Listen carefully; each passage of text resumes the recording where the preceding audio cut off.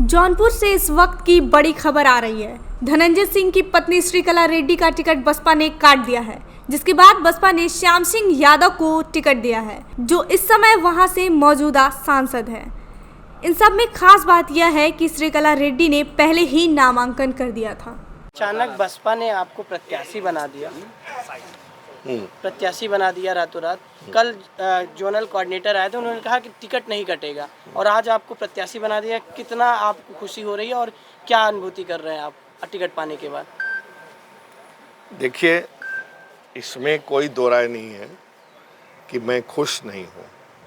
और ऐसे नाजुक मोड़ पर, ऐसे क्रूशियल समय पर और ऐसे आखिरी पल पर, क्षण पर अगर किसी को ऐसे के साथ ऐसा होगा तो अच्छा ही महसूस करेगा। और माननीय बहन जी ने जो मुझमें विश्वास जताया है आखिरी क्षण में, वो बहुत सराहनीय है और मैं उनका बहुत आभारी हूँ। और आगे जौनपुर की जनता के साथ कमर कसकर हमेशा खड़ा रहूँगा। अगला कदम आपका क्या होगा? अभी आज क्या करने वाले हैं? किस तरीके से एक नामांकन, क्या प्रक्रिया करने वाले हैं?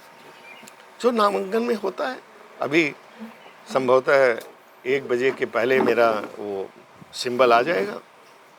1 बजे का टाइम रखा है आसपास, थोड़ा मोड़ी देर भी हो सकती है। हम बहुत साधारण ढंग से जाएंगे। वैसे तो मेरे को टाइम बहुत कम मिला कि मैं बहुत फौज फाटा जुटाऊं, सैकड़ों 150 गाड़ियाँ, लेकिन अगर टाइम भी होता तो भी मैं नहीं जुटाता, क्योंकि मैं बहुत सरल और बहुत साधारण ढंग से अपने नॉमिनेशन को करना चाहता हूं। और जौनपुर की जनता को इस बात को भी समझना चाहिए। संसद जी, आप वर्तमान में सांसद थे, फिर आपका टिकट काट करके उन्होंने श्रीकला को दे दिया, क्या कारण रहा होगा? नहीं, मेरा टिकट, इसके पीछे एक बैकग्राउंड है। मैं खुद चुनाव लड़ने का इच्छुक नहीं था। आप लोगों ने अभी कुछ महीने पहले मेरा प्रेस कॉन्फ्रेंस किया था और मैंने खुलेआम सरेआम डिक्लेयर किया था कि मैं अगला चुनाव नहीं लड़ूंगा, बशर्ते कि यदि कोई आदमी मुझ पर भरोसा इतना जताए कि जोर देकर कहे कि चुनाव लड़ना है। बीच में कहीं किसी ने भरोसा दिया था, लेकिन वो भरोसे पर मैं तैयार भी हो गया था मन ही मन, और काफ़ी अंदरूनी तैयारी भी की थी, लेकिन वो भरोसा मेरा टूट गया। क्या घटनाक्रम हुआ जो आपको एकाएक टिकट मिल गया? कैसे हुआ ये सब, और क्या कल ये घटनाक्रम जानना? नहीं, घटनाक्रम की जहाँ तक बात है, कोई घटनाक्रम नहीं हुआ। अगर आप मुझे विश्वास करते हैं, हर बात मैं सही बोलता हूँ। मैंने कहीं किसी को सिफारिश नहीं की कि मुझे टिकट दिया जाए।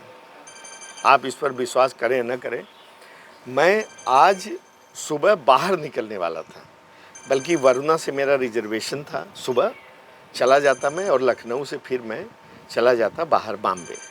लखनऊ में कुछ काम था, लेकिन रात को मैं इसलिए जल्दी सो गया था कि 5 बजे उठ करके ट्रेन पकड़ूं।